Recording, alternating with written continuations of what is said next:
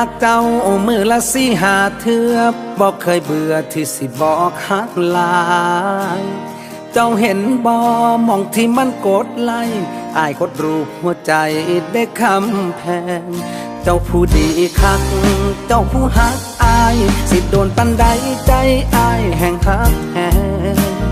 โลกใบนี้ใต้ตะเวนสีแดงเจ้าคือคนสำคัญของอายสเตตัสบอกเคยเปลี่ยนชีวิตอายมีแต่เจ้าสิโพดหรือว่าสิเว้ากะฮักเจ้าคนไทยสเตตัสบอกเคยเปลี่ยนเชื่ออายเด้อหัวใจอายภูมิใจที่เขาได้ฮักกันต่อให้เฟซมันสิเจ๊งบ่มีไผใส่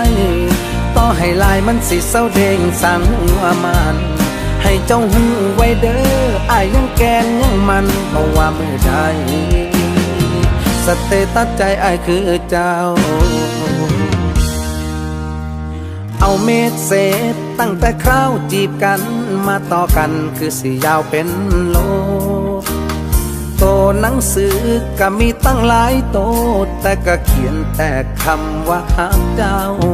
เฮาโชคดีอีกครั้ง